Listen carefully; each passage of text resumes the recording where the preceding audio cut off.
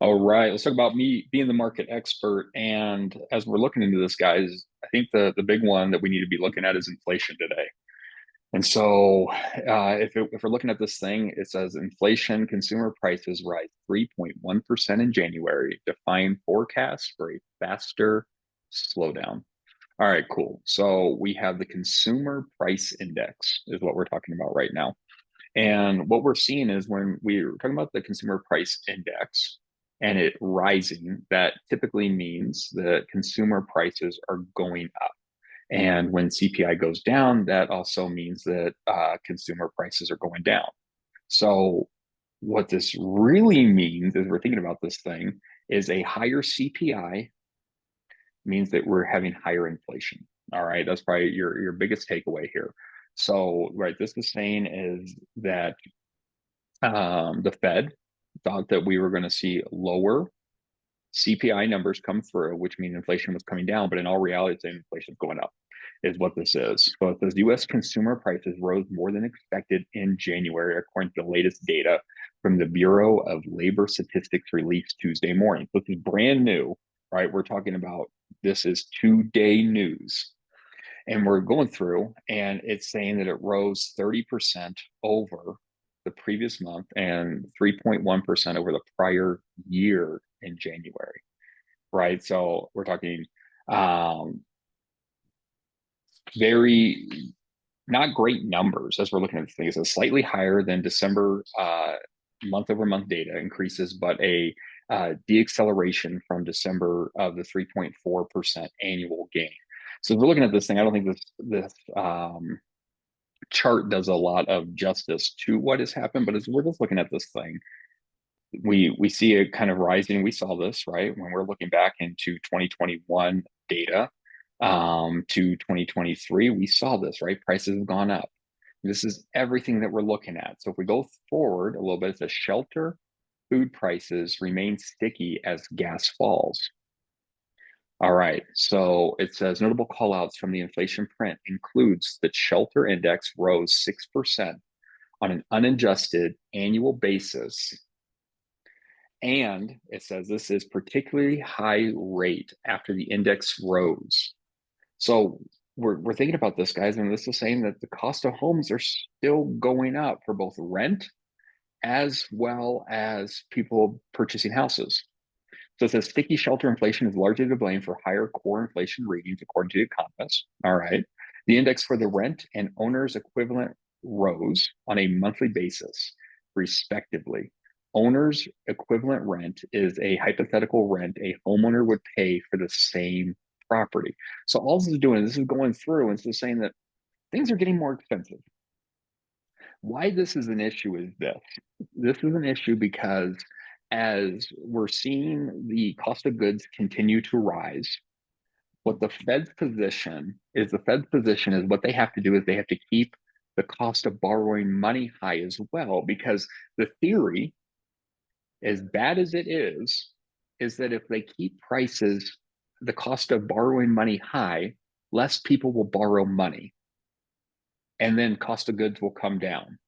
But that hasn't been the case. We haven't seen that. And this was an economic model that I think was ran in like the 70s and it worked, but it doesn't work like this anymore. And this is the issue, right? So what's happening is we're seeing very high um, debt on credit cards right now. We are actually starting to see people are getting more underwater on their cars, right? And that's, I mean, people are underwater on cars really to start off to for the most part in the beginning with just how they allow you to package your purchase data to begin with. And as we're doing and we're going through this, this is what we're seeing as an issue. And so what they're saying is what we're going to do is we're going to keep prices, the cost to borrow money high, and that way people will stop spending money.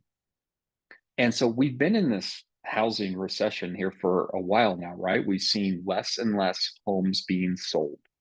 And that is in direct correlation with the interest rates. So we're seeing the higher interest rates, which is by design by the Fed because they don't want people going out and buying houses for the astronomical prices they were in 2021. Remember, people were giving $100,000 over asking.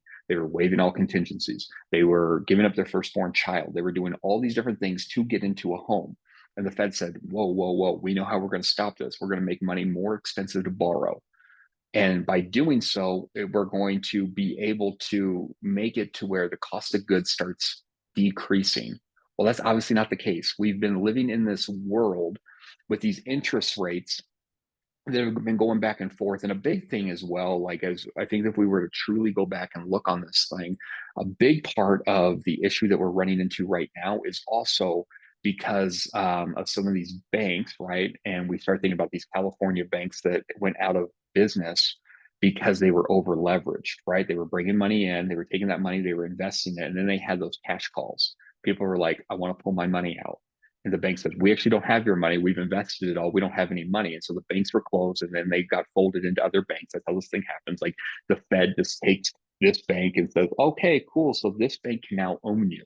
Right. And so that's what they're seeing. That's why you guys are seeing like these, I think it's BMO pop up right now, is they're seeing all these other banks fold into these more banks. And so this is the issue that we've run into. So this is not good news. Like this 3.1% in January, this is not good data. And it's not good because this is going to make the Fed, with their policy, the way that they have it, they're not going to move on interest rates because they believe that if they keep interest rates high, this number will decrease. And the issue with this is if you keep the restrictions as tight as they are for as long as they are, this is where we start to see some worse things happen with um, employment rates and some other things that are going on. So this, while this isn't the end of the world, this is kind of telling of what could start to happen later on. So we just need to keep watching this, and we will. So 3.1% rise.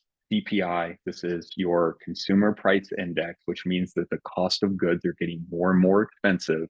When is the expenses keep going up, the Fed is not going to drop rates because they think to lower this number, they have to keep money expensive. But as we see, it's not working. So let's jump into real estate data, right? And so here it is. There's our weekly report as of Friday. It says why fewer homes are taking a price cut, even while inventory rises. And we got new listing data is also growing year over year. So as we jump in, so far in 2024, fewer homes are taking price cuts than 2023. And this is a trend that is on the verge of breaking below 2023 lows in price cut percentages. Okay, cool. So we're seeing homes on the market and they are not taking price decreases. And this could be for many, many reasons, right? Because we are seeing homes sit on the market for a little bit longer. And as they're sitting on the home for a little bit longer, I think a lot of these are, we do have motivated sellers, but they're not motivated in the sense to where they are in a position to where they're going to have a flash sale. They are just leaving their houses on the market a little bit longer. They have their price, they have what they need to get out of it, and that's what they are selling it for. So I think that's playing a little bit into this right now. It says, what is all this data pointing to? And we might have an average year in housing compared to the past years. Cool. So an average year in housing would be phenomenal, right? We've had a very unhealthy market.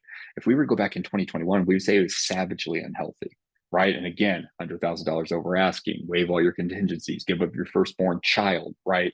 There, I keep going back to the Zillow article that I read that said 50% of all home buyers cried at least once during the home buying process. Savagely unhealthy. Now they're saying is that we might be getting into a point where it's actually a little bit more average and normal, right? And when we talk about average and normal, every indicator points back to 2019, pre-pandemic. Pre-pandemic levels of everything is what we want. After the pandemic, things got weird, things started to break. So again, price cuts, we look at this thing 2024, 30%. We saw price cuts in 2023. And again, this is this time, right? This is what they're looking at. They're looking at this point of time versus 2023, this point in time versus 2022. So we have more price cuts than we had in 2022, also because we didn't start seeing the big escalation in interest rates. And we have less price cuts than we saw in 2023. So this is good news. And here's your graph, right? Like we can see, like it's kind of just going all over the place. This is 2021 or 2019 data. This is 4-1. This is what we want. 2019 data. This is pretty normal. And then they're just going through. Not a whole lot of price cuts in 2021. We know that houses were flying off the market, savagely unhealthy market.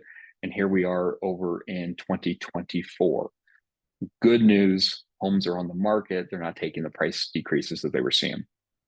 So weekly housing data. If we look at this thing, it says weekly inventory change. Again, this is last week. This is rear view facing data.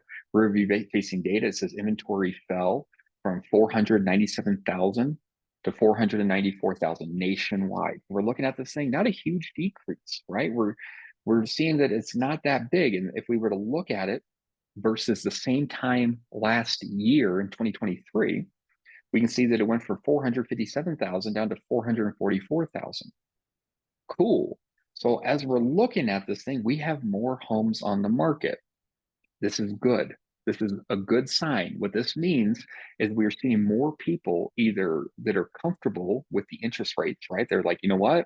This is a more normal market. We're not going to see 2% interest rates. That was a gift from God. We're never going to see that again. And the 6 and 7% interest rate, this is more normal. I'm going to list my house. We're also probably going to start seeing these people that were maybe on the fence, waiting for something to happen. They can't wait any longer, right? Like they can't wait any longer. So we're seeing motivated people raise their hand, and we're seeing the people on the sidelines start to raise their hand. Guys, I think this is good for us. Like as we're going through and we're having conversations, we're being that real estate economist of choice. We're presenting data. We're having more and more conversations. I think what you guys are going to see is that more and more people are comfortable with the interest rates the way that they are, and they can't sit on the sideline. So more houses on the market means this: more sellers go and they sell their house and they become buyers. So this is telling us that these people that have these 2 or 3% interest rates, either from buying or from refinancing, are now in a position where they're going to sell their house for whatever their motivation is, right? They need to right size their home because of, death, divorce, they're adding family members, they're removing family members. I mean, like they're going off to college kind of thing, not like they're shipping them off to sea. But whatever that looks like these are the different things that are happening to make sellers raise their hand and say, oh God, I have a great interest rate, but I need to sell my house. Recent inventory bottom, right? So we look at this. So if we're looking at 2022, this was, the lowest inventory. Inventory peak was in 2023. So we're not there yet, but gosh, like this is what we're looking for. We're looking for more and more inventory. We're looking for a balanced market. And while that might not be as fun as being on the sell side of things, it's going to be good for everybody because there's going to be more options. There is going to be more buyers out there, and there's going to be more sellers, and it's going to be more of an equilibrium. And that's what we're looking for.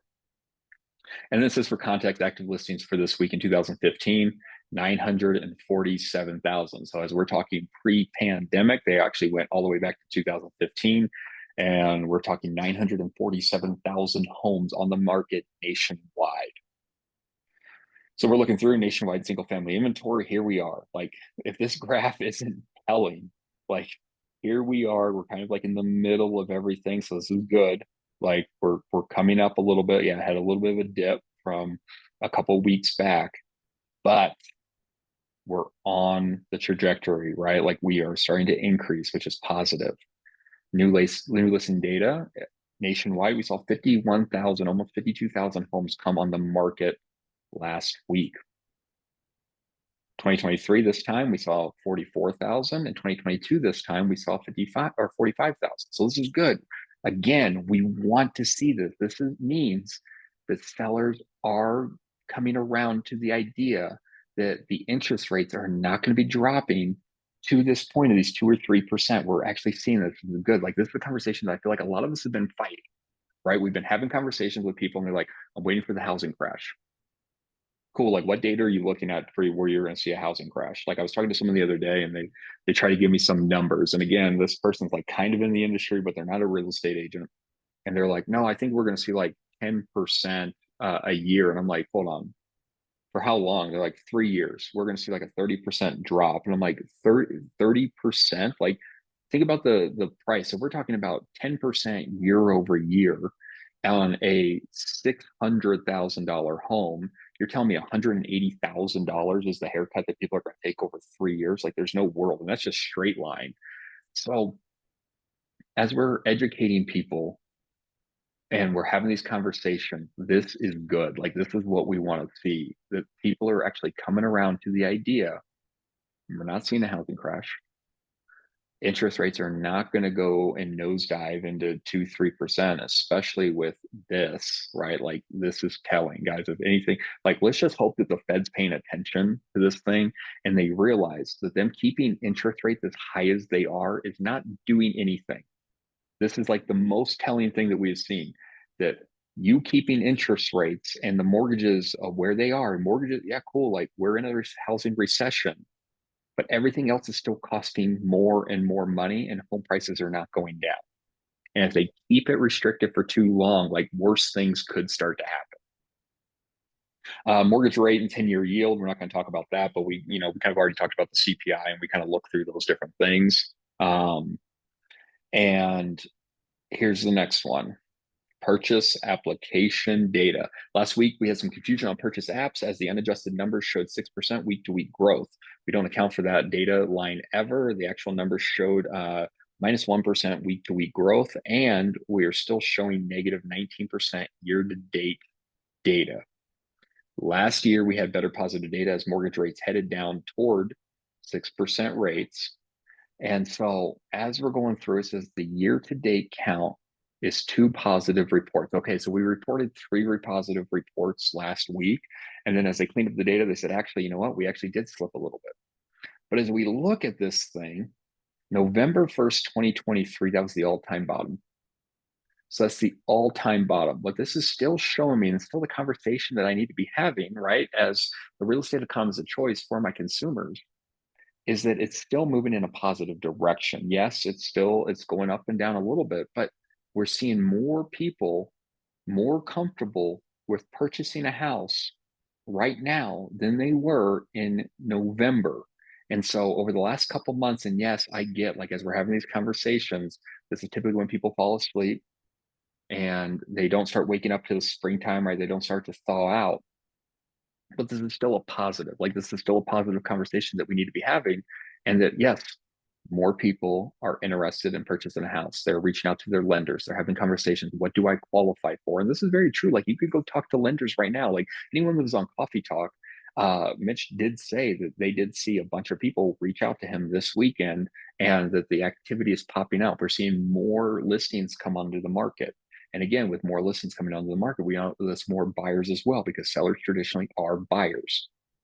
So we're going through, guys, the market is starting to heat up, and we know that there's seasonality. So this is telling me March, April, May, right? Like, as we're going through, if we're starting to have the conversations now, we're educating our consumers about what is happening, that this spring market is going to be busy, and it will be. So we need to be making sure that we're having the conversations when people know what's going on.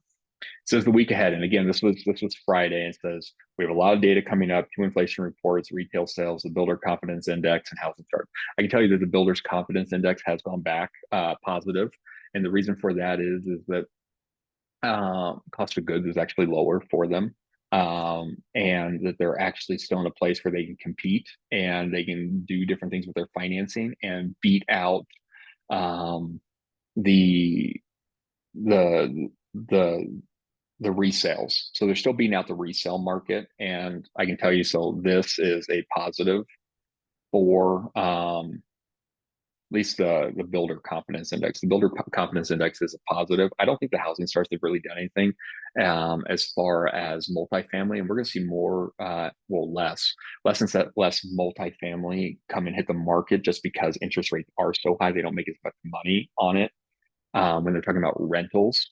So they are building more and more single family houses because the spreads are right, and they compete against banks. Because again, we have to keep in mind that, guys, when you go to a new build, that's why, for the most part, your people abandon their lender and they go to the new builds lender, because the new builds lender is their own bank. They don't have to deal with the banking industry and the Fed governing the prices. What they can do is they can say, hey, we have our own money, we have our own pool, and we can give you a better rate than what you could traditionally do at a bank. Plus, we're going to give you the appliance package upgrade and we'll let you pick whatever, right? Like, that's the things that they do. So their confidence is still going up. And this is the perfect storm for them at this point. So as we're going through and we're looking at all these different data points, This will continue to be a positive as long as interest rates stay kind of where they are, because a bank and a traditional lender cannot compete against the new builds, and the new builds will continue to win against resales as their cost for money is still cheaper. So then here's yesterday, right? This is Altos, and this is where we pull most of our data from. Like this is, right, as we're looking through and we're getting through everything, this is where I do pull our national data and different things from here. So as we're looking through, as the sellers are coming back to the housing market, can buyers keep up? So we're not going to watch the video, but a couple of the headlines: new listing volumes up. We just saw that. New listing is data is going up. It says that's 14% more new listings for the same week a year ago. Cool.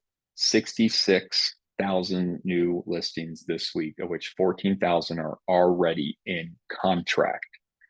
So we're looking at this thing, guys. The right houses are still selling. And I think that's one of the big things. Like, if we're looking at houses sitting on the market for a little bit, there still might be some unrealistic prices. And again, we are not to this flash sale mentality yet. It does still make sense for people to put their house on the market, kind of chum the water, if you will, right, to see if it makes sense. They are maybe still looking pre like 2021 data, where they're like, oh, my neighbor got this, Zillow says this, whatever, but they're not taking the price hits. Then it says immediate sales. The sales are if sellers are growing, we need to know if buyers are growing too. We wouldn't want the supply and demand to get out of balance. And again, because if we start to see this, right, what we have right now is we have more buyers than there are listings. That's what's keeping the price of homes high. Even with, houses still sitting, there's still a lot of demand out there. Now, if they're saying that we get to that point where we're going to have more listings and not enough buyers, right, then we start shifting from this seller's market. And guys, we are truly in a seller's market, even with homes sitting a little bit longer, and even if the days on market, right, because buyer's market versus seller's market is truly inventory. And so as we're looking at 4 to 5 months of inventory, that's a balanced market. We're still like a month of inventory in Colorado specifically, even, right? So we have a month of inventory, which means this is like every home on the market were to sell to or go on the market today, and nothing else hit today, within 30 days, we would not have any more inventory. It would just be gone. So what this is just saying is, we don't want to swing the other way too much. Yes, I do agree that we want to see more inventory, and we do still want to see buyers, and let's get more to a balanced market because that's healthier and it's just a better market. But we don't want to get to the point where this is a true buyer's market and houses are sitting. Like, we get to that point, we have a real issue that's even worse than what we're in now. New pendings, right? With more inventory, more sellers, comes the opportunity for sales to happen. This week we saw 61,000 new single-family home sale transactions started, and 9% more than a week ago. Cool. So this is saying that people are falling off, even with interest rates kind of being and staying still. We are seeing more people raise their hand. And again, guys, we have to keep in mind seasonality. And in 2023, the market was weird. It was a painful market, right? 2023 was painful. That was not normal, but we haven't truly seen a real normal market since 2019. But as we're going through, just keep in mind that we're still in some seasonality. This is not 2023, this is 2024. We're in seasonality. And then the market is going to start to thaw off and start to warm back up. And we're going to start to see more people raise their hands. They're going to look at houses. They're going to show more interest rates. They're getting more and more comfortable with the 6-7% interest rate. And historically speaking, this spring into the early summer months is when they start to buy. So as we're looking at this thing, this is good. This is a good sign for what is to come. And our only job is to take massive, massive mind share, because the market share is coming. Historically speaking, it's in the springtime. And then price points, right? I mean, as we look at this, we can't relate to this in Colorado, but median price point for a single family home nationwide, 425,000, which is what it was last week. And the price of new listings is also unchanged at just under $400,000. So again, like, as we're looking, no big changes. There's no big changes nationwide. So let's go look at interest rates. And so we're looking at interest rates is from Optimal Blue. And Housing Wire just changed their provider again, but I did shift to Optimal Blue or stayed with them because I do like the way that they let me kind of change some data around. So what we're looking at is January 1. Keep in mind this was a holiday, so the bank wasn't, the Fed wasn't doing anything, and I don't have anything up until yesterday. So I don't have February 13th data. This is the 12th. So we're looking, guys, and like we are seeing some bumps, and this is not what we want to see, right? We definitely don't want to see this, but we're starting to level kind of back out, right? Even like these little uh ups and downs, like this isn't too drastic. But again, like it getting close to the ceiling for a 30-year conforming loan at 6.7, this is what scares people off, right? Like when we see these big jumps, we do see the hands start to come down. And the reason for that, again, guys, we have to keep in mind sellers do become buyers. And what that means is this: if this kind of stuff is happening and we have someone that's thinking about selling and they're not in a state where they're motivated, what I mean by that is like, I don't need to be across country for a new job, or I need to sell my house because I've lost my job, or the person that was actually providing for the family is no longer providing for the family, right? Like those different things. What happens is someone's watching the market and it's kind of bouncing up and down. And again, like this isn't bad, but if we were to look at like last year, like this is bad. Like this is really bad because again, like we have to keep in mind that if I'm a motivated seller, or just like I want to sell a house and go buy a house, I'm scared. And I'm scared because this, like, while I might be able to go afford a home in these interest rates, if I sell my house or if my house goes on the market and it's taking a little bit longer, because we do know it's taking a little bit longer right now, we're 30 plus days, then that means that now I might not be able to afford a house if I hit the 7%. So I would be homeless. Like we need to be able to understand that this third world country data that we are looking at right here, all the way up to 7.8, like if someone's watching this and they just don't know what it's going to look like today, tomorrow, 30 days from now, this is what scares people away from putting their home on the market. So we all understand this is what scares buyers away. With a traditional buyer, someone raised their hand, first time home buyer, they don't have any inventory to put on the market. This is also what's scaring sellers away because while they could afford in this area, they don't know if when they actually sell their house and they put a new home under contract, where the interest rates would be. And so if they couldn't afford anything as in here, these people are homeless all the way up until we start to drop back down. So we're talking months. This is the data that scares people, and this is why people are holding off on selling their house. So we're talking about what we're looking for, right? When we're talking about January 1st to today, this is a lot more manageable of data, right? Where yes, this was a pretty big swing right here. But as these little blips are happening, people are comfortable with this. Like they can get behind this. We're just talking about a little bit change in the data. We don't want to see a big swing here. Like this is what scares people off. So this is what we don't want to see. This is third world country stuff where we don't know what's happening and they're doing these monstrous swings on us. We want it to stay pretty level. So I'm still having a conversation that yes, we're starting to flatten back out as we're looking at this from February 5th to yesterday. The numbers start to flatten back out. So that should be able to bring more people back to the conversation as we're having it. And then guys, as we jump in, right, like I like to kind of end as we look at more specific data. And again, I'm always open if you guys want to throw out a different city for us to look at, we can always do that because we don't truly need to pinpoint where we were last week because the data does it for us. But if we look about this, right, this is as of today. It says this week the median price for Arvada is $708,500 with the market action index hovering around 52. And again, 52 is just their data. This is their proprietary data. This really means nothing to us except for they're basing it off of these key factors over here on the right-hand side. It says this is an increase over last month market data action of 47. Okay, cool. Seasonality again. Like, guys, this is seasonality.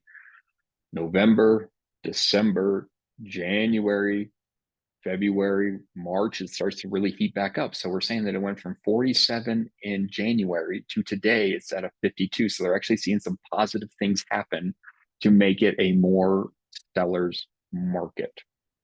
And so if we're looking through this thing, that's going to be the median price point. The median price point looks like it's gone down a little bit, right? So yes, or last week when we looked, it was 725,000. But the as of Friday, it went down to $708,000. So $708,000 as of last Friday was the median price point in Arvada. And again, when we're talking about median, we take the very cheapest home and the most expensive home, and we just work our way into the middle, and that's our median dollar price. So let's say that if we take all the outliers and work our way in, $708,500 is Arvada's median price point. Median price point for new listings, $707,000. Price per square foot, $281 price per square foot. Like, and you can see, guys, like this has been a trajectory where it's just kind of gone up and up and up, and what leveled off a little bit and maybe came down. $281 a square foot, like that is way different than what it has looked like in the past. Average days on market, we're seeing it go up. So 97 days is the average days on market, and average again is different. They're taking all the days, right? The threes, the fours, the ones, the 30s, the 300, and they're dividing it by they're adding all those up and they're dividing it by the total and number of prints, right? So all the numbers, and they get 97. So again, it just depends, right? We talk about numbers lying, right? Like if we were to look at median, I bet this looks a lot different. I don't know if it'd be positive or negative, but I don't think it would look at like 97 days, right? And here it is, there's 60. So we get to choose how we want to tell our story. Median days on market, 60. Average days on market, 97. These are two totally different numbers. So it depends on how you want to put out this information, right? So if I'm going through, I might want to use average days on market if I'm having a conversation with a seller. And I'm like, hey, you know what? The average days on market in Arvada right now is 97 days. And the reason for that is we can look at the house prices, and these people price it right at where the house maybe should sell at, but we're getting less eyes on it. So the conversation with our sellers is if we were to look at these people as our enemy, if you will, right? And these are our competition, we want to price it below them so that we are the first house that they're looking at and we look like a steal. And then we should be able to beat this 97 days on market. These are where we want to pick and choose what number that we're using to be able to have a conversation. Because again, like we're not looking to go sell somebody. We're looking, someone has already told us what their motivation was. They need to sell their house. They need to buy their house. They need to get across state. They need to do whatever. We use this data to have a conversation with them to help them act. Because as we go through this, logic makes people think, emotion makes them act. So as we're talking about these different things, this is what's making them think.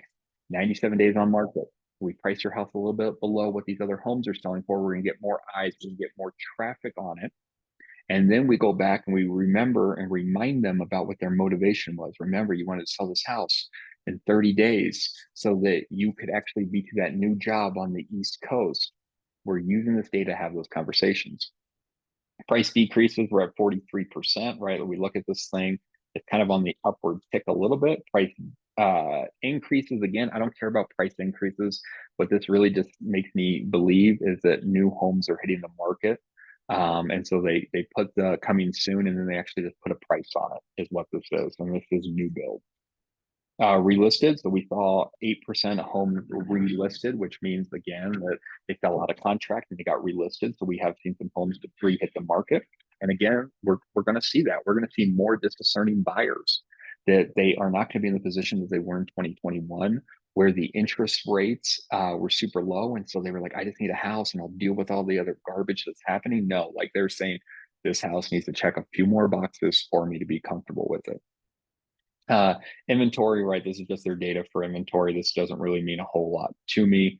But 96 median rent, 200 or $2,865. So this is going down, and it'll be very interested as like we see kind of, we talked about this at our ACU, right? We talked about how there's new rules in place that really aren't protecting the landlords anymore, and it is more tenant focused. I'm curious what happens to this number over the next couple months. And do we see, and remember, I am not a silver tsunami person. I am not an Airbnb bus person. I'm none of those. But I am curious that we see more people liquidate their portfolios of rental units because they really just don't have any more protections for the most part. And I'm curious if this price goes up or down at that point, because I would assume it would go up. I would assume this price point, this median rent goes up as we see people start to liquidate their rental units. And then market action, it's just a 52. And again, that 52 correlates with this strong sellers market. And again, last month versus this month. So as we're thinking about this, guys, again, this is brand new data. As of today, this is 2 days data. CPI went up. Your cost to get goods and services or goods has gone up, consumer price index, and it is higher than what they projected it to be. And so again, this is gonna drive a lot of the Fed's decision making, because again, the Fed is in the mindset of they have to keep the interest rates high to make this number go lower. And until they realize this isn't working, we are going to be at pretty high interest rates.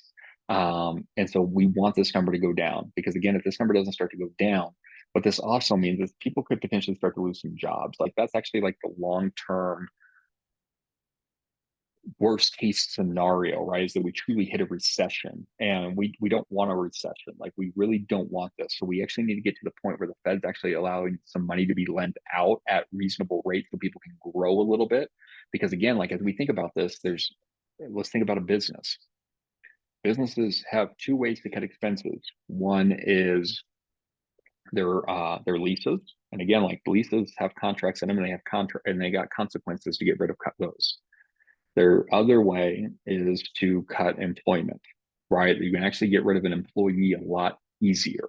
So as the cost to actually go out and purchase more is going up, and the Fed is keeping money locked down to the extent that they're keeping it locked down, we could start to see more people be laid off, which is a 1970s model, which if more people get laid off, that means that less people are spending money, which means that inflation starts to go down. We don't want to see that. We need the Fed to get away from this, which is then when we go through again, as we're looking at this thing, this is still the conversation. And while it did take a little bit of a dip, it's still positive from where we were. We're seeing more people go through and have conversations with their lenders, which is good. We're going through and we're seeing inventory come onto the market, and it's actually going under contract a little bit quicker, which is positive. We're going through and this has been pretty steady, minus this right here, which I don't like to see, and neither do your consumers. And so we don't want this to keep happening, but this is okay. Like this is actually pretty solid. Like I like this because again, this is way different than this. We don't want to get back to this. This is what scares people away. And again, as we look in, at least Arvada, this is pretty solid. Like we're looking in, it's still a seller's market. We do want to see it get to our balanced market. We do want to see more inventory come on, which is a positive. We will see the prices adjust a little bit, but we're not going to see a crash. Like I'm not a silver tsunami person. I'm not an Airbnb bust. I am not a housing crash person. I think we're seeing those people kind of fizzle out a little bit, except for the silver tsunami. I think they're starting to wake back up, but we don't want them because I don't think that's a real principle. So, with that being said, guys, keep having the conversations. We are getting closer and closer to a point where, historically speaking, the market heats back up through seasonality. And as long as we're educating our people and we're seeing the trends and seeing the things that are happening, and we're knowing that the interest rate isn't doing anything crazy, I think that we're going to be able to take massive mind share, which leads to the market share. And you guys will have a better year. This is not 2023. I think that's the biggest thing. While this might feel like 2023 if we're kind of looking back at some stuff, it's not. 2023 interest rates were really high. It was scary. It was like this in this roller coaster, and that's what scared everybody away. As we're seeing interest rates do this, and maybe it goes up a little bit, and we're not huge spikes from day to day, more people are going to raise their hand and go talk to their lenders. You need to be that conduit. You need to be educating. What are you doing? Talking about inventory, talking about the interest rates, talking about these different things. They're come to you first. You partner them with your lender, you get them pre-approved, and you win. That needs to be the strategy going forward.